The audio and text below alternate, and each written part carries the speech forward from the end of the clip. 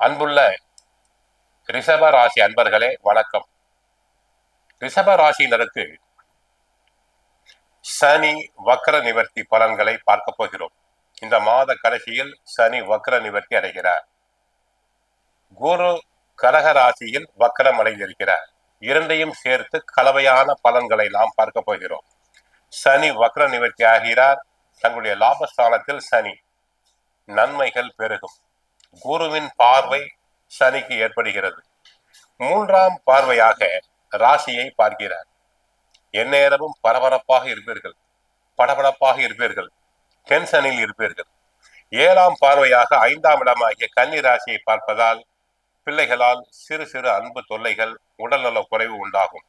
10ஆம் பார்வையாக 8ஆம் இடமாகிய தனுசு ராசியை பார்க்கிறார். உடலில் இருக்கக்கூடிய நோய் நொடிகள் விலகும். ஆக சனி பகவான் லாபஸ்தானத்திற்கு செல்வதால் தொழில் துறையில் நன்மைகள், உத்தியோகத்தில் நன்மைகள், பொருளாதாரத்தில் அபிவிருத்தி.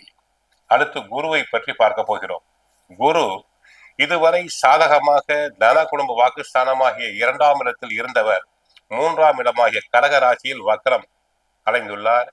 பணம் கொடுக்கல் வாங்கலில் கவனம் தேவை. யாருக்கும் கடன் கொடுத்தல் கூடாது, வாங்குதல் கூடாது, ஜாமீன் தரக்கூடாது. 3லே குரு கலகம் என்பர். பேசும்போது வார்த்தைகளில் கவனம் தேவை. 5ஆம் பார்வையாக 7ஆம் இடமாகிய விருச்சிக ராசியை பார்ப்பதால் கணவர் மனைவி இடையே ஒற்றுமை ஓங்கும். 7ஆம் பார்வையாக மகர ராசியை பார்க்கிறார். 9ஆம் பார்வையாக மீன ராசியை பார்க்கிறார். சனியை குரு பார்ப்பதால் ஓரளவு நன்மைகள் பெருகும். வெளிநாடு செல்ல ஆசைப்படுபவர்கள் தாராளமாக செல்லலாம். உடல் ஆரோக்கியத்தில் சிறப்பு. நீண்ட நாள் நோய் நொடிகள் விலகும். வீட்டில் உள்ள பெரியோர்களுக்கு மருத்துவ செலவுகள் குறையும். குடும்பம், பொருளாதாரம், லட்சுமி கடாட்சம் ஓங்கும்.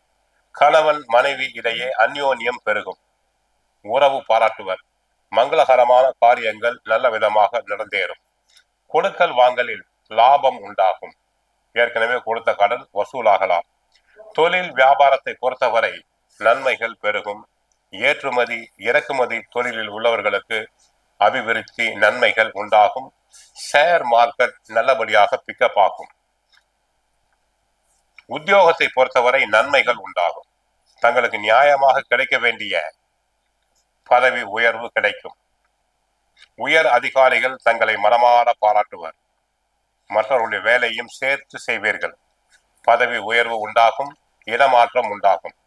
அரசியலை பொறுத்தவரை அரசியல் துறைக்கு சம்பந்தமான சாதகமான கிரக நிலைகள் உள்ளன. நன்மைகள் பெருகும்.